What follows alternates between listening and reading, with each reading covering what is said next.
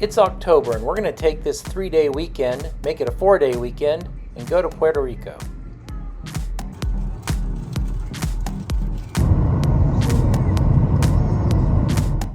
Before we can get underway. Now you know me, I like takeoffs and landings a little bit too much, so let me make this one merciful.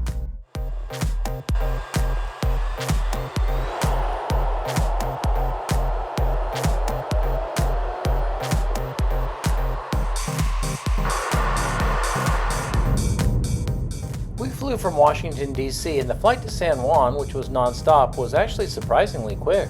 It was about 3.5 hours.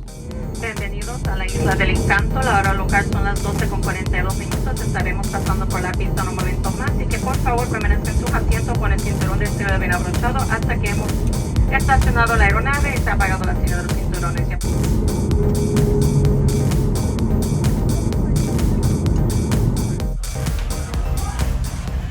As we were only traveling for a long weekend, we were able to live out of our carry-on bags, so we didn't have to pick up any checked luggage.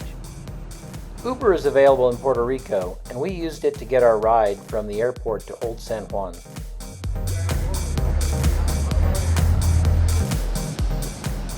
Our lodging would be at the Hotel Casablanca.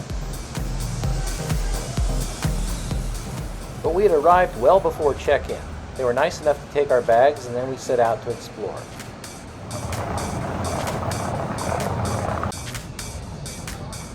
I should probably explain that explore means find lunch. I should probably explain that find lunch means eat pizza.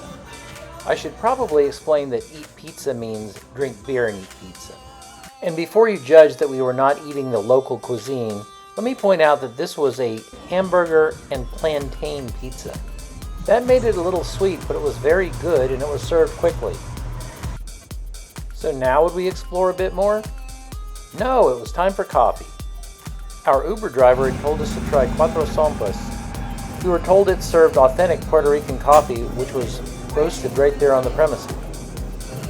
This would be our first artistically served, really good coffee of the trip. At this point it was check-in time, so we headed back to the hotel. Being the eventually observant individual that I am, I figured out that Casablanca didn't just mean White House. They were talking about Casablanca like the city in Morocco. See those 3 screens? On 2 of them, the movie Casablanca played on loop. Our room was on the 5th floor, but there was an elevator, and the elevator itself was kind of interesting. Well, let's look at our funky room in this boutique hotel. The room was a little small and the doorways were very narrow, but it was a very interesting room. It had the things you'd want: a safe, a refrigerator, a television, and a window.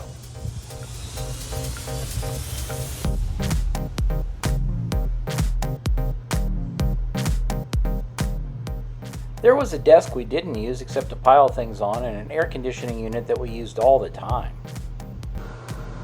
And I'm not going to lie, the layout of the bathroom was a little strange, with the mirror to the right of the sink. And as far as the shower goes, well, it just never really got hot.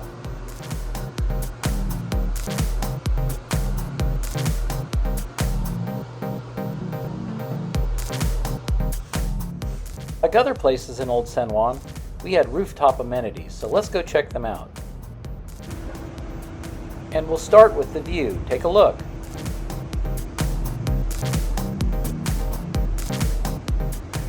That's the Castillo San Cristobal.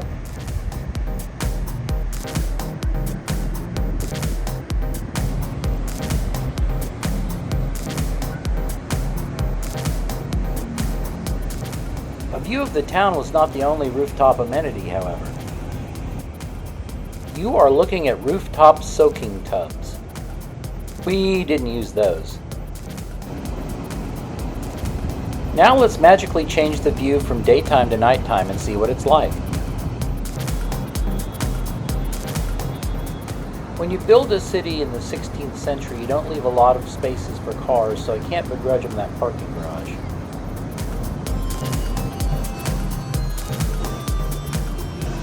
I went out on some reasonably empty streets, and it occurred to me later that the reason they were so empty was not because I was out late, but because I was out too early.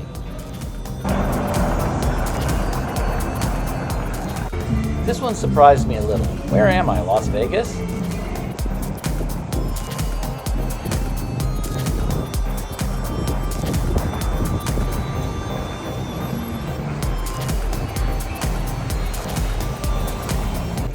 A few blocks down, I found the people, or at least the traffic.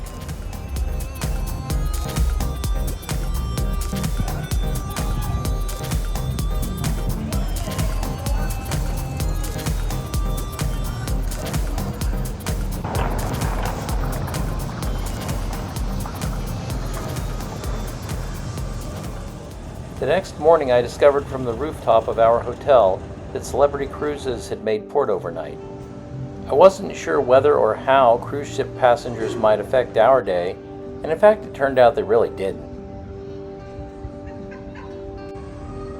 For breakfast, we wandered down to the Plaza Colón, which is where you can find the I Heart SJ sign and also the statue of Christopher Columbus.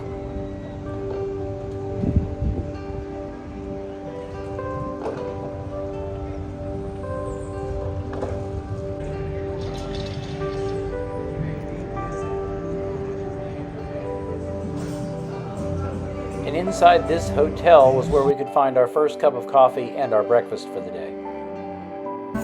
If you were hoping we had something exotic for breakfast, we didn't. And it was time to head up the hill to the San Juan National Historic Site.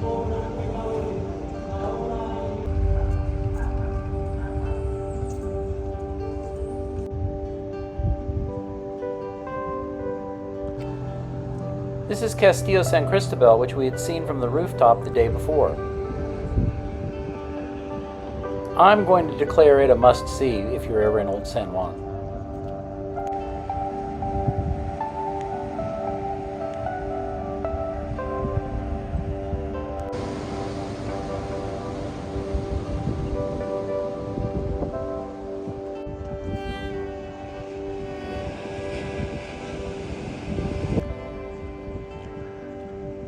There is a small fee to enter, but it's worth it.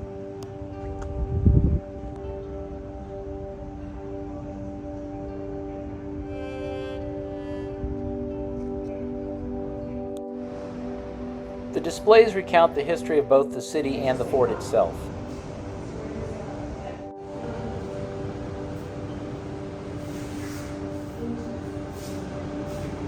Now, something you might be wondering is, was it hot? Yes, it was hot. You can actually feel like you're seeing the heat in these images.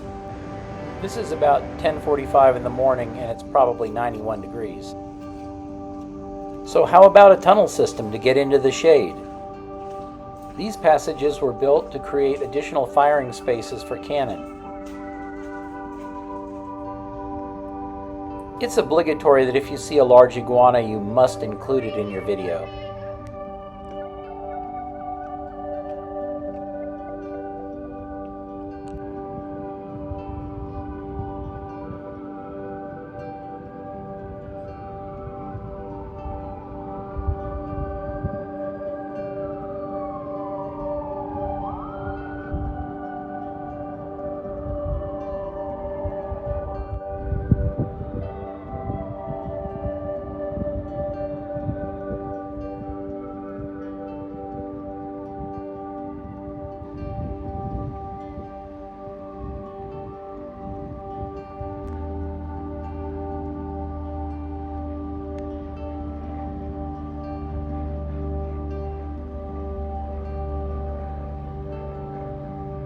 If you come here, just be aware that the ground is uneven and a lot of climbing can be involved. The fort continued to have military uses through the 20th century. This particular one is a little ominous. Yes, there's a gift shop, and we finally got our passport stamp book for National Historic Places. Turning from the fort, we found this very colorful street.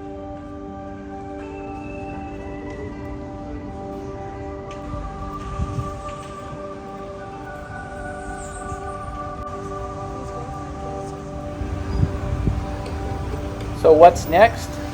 If you said coffee, you're right. It's not like you have to struggle to find pleasant-looking coffee shops, and here was certainly one.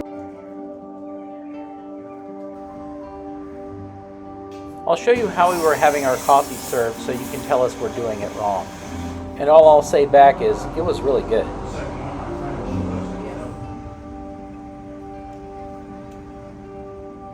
Back on the streets, and now we had our mission.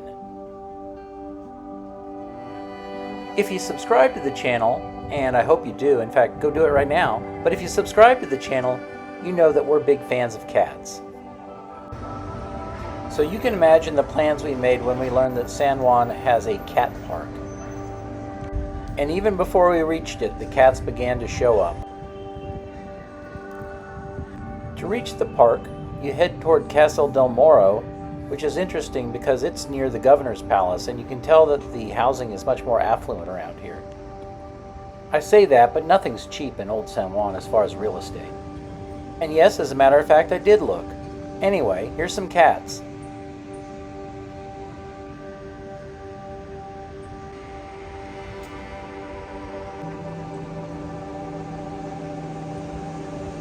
But we're still not quite in the cat park. We're still seeing the expensive housing. Now we're seeing the governor's palace, and I don't know what's going on there, but we didn't go there. La Policia had the streets shut down.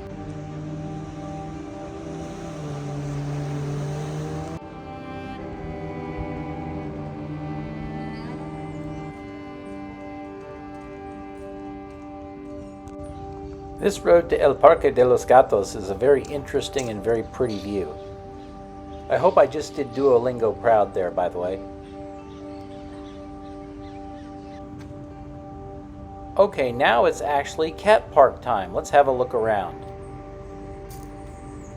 This is Save a Gato. It's a charity that supports these feral cats.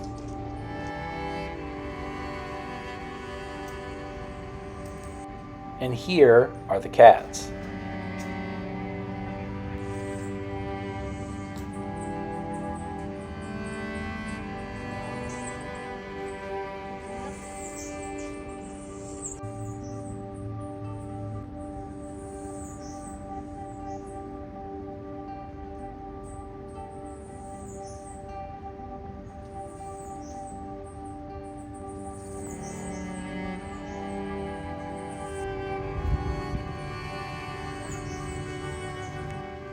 If the cats ended up being the longest part of this video, I'm only partially sorry.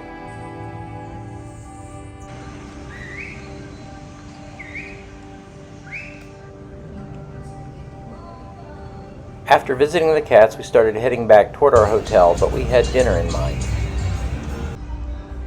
But with this urban scenery, it was easy not to be in a hurry, so we just kind of took a stroll. For me, one of the hardest lessons about travel is you don't always have to be doing something. Sometimes you can just be.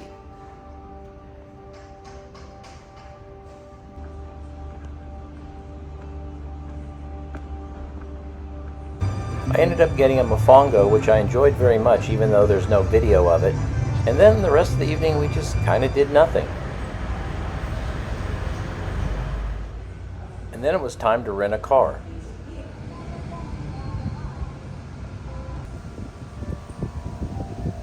Yunque, on the southern coast, is Puerto Rico's second largest city. It's about an hour and 15-minute drive from San Juan. I will tell you right now, we were not very good tourists when it came to going here. There's a nice concentration of things to see in the city center. For example, here is Parque de Bombas. So we got to see the fountain with the lions, and we got to see the cathedral, but we really didn't go much further.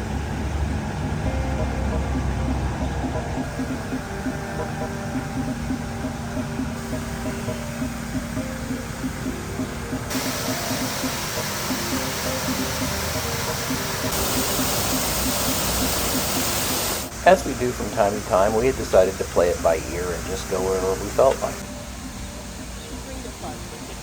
And of course, that meant that we very quickly went for coffee.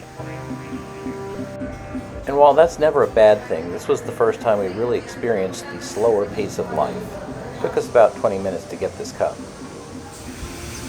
On the other hand, that sort of forced us to slow down, feed some pigeons, take a look around, and listen to a concert? Kind of. Vieron a la alianza y dijeron muchachos, no lo soportan, dijeron muchachos. The Plaza Las Delicias is where the fountain is, where the cathedral is, and it's also where a lot of things go on. There's a casino here, there's a little bit of tourist shopping, there's an art gallery, and it looked like some folks were getting ready to show off their older cars. But I had the clever idea of going to La Juancha. La Juancha used to be a boardwalk with lots of restaurants and interesting things to see. But in 2017, Hurricane Maria caused extensive damage. A good portion of it is still fenced off and under repair. There is a small area right near the beach with things to see and do and eat. It looked like a popular place to bring your children to feed the pelicans and the fish.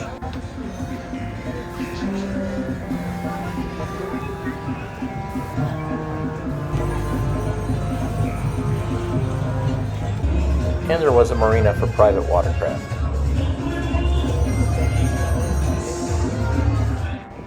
One of the big reasons we had come to the south side of the island was to stick our toes into the Caribbean. So we did. The north side of the island abuts the Atlantic. I will say we're not really beach people though, so this was prettier than it was anything else.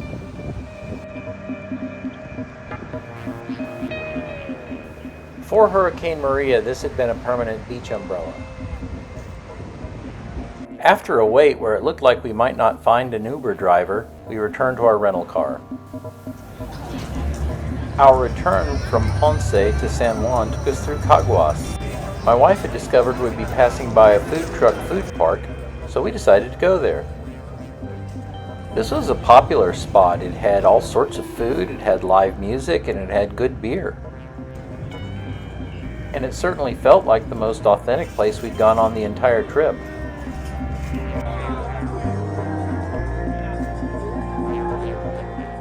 We treated ourselves to a little something before getting back on the road.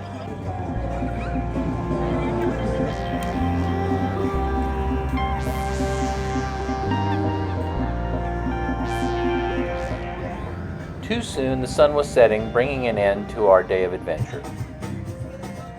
We returned the rental car and caught an Uber back to our hotel for the evening. All good things come to an end, and finally it was departure day. Our flight wasn't until the afternoon, so we had plenty of time to poke around further if we wished to. We decided to take it easy and start the day with breakfast and a cup of coffee. Really, this was the perfect morning to do nothing.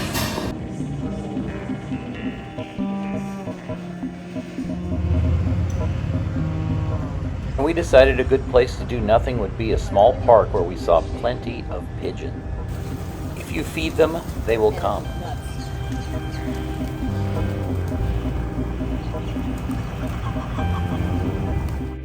Hey, that's not a pigeon. And didn't we see that guy earlier in this video? I think we did. As I headed back to the airport, I realized that this had been a great place to visit even if I only had a few days. I bet I'll be back.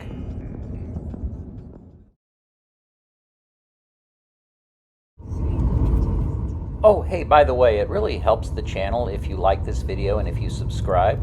I hope you will.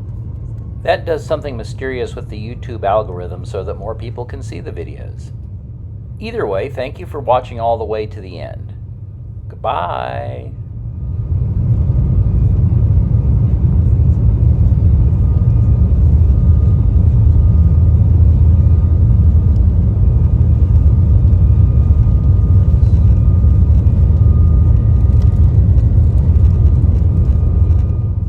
If you're still watching now, I invite you to become my best friend.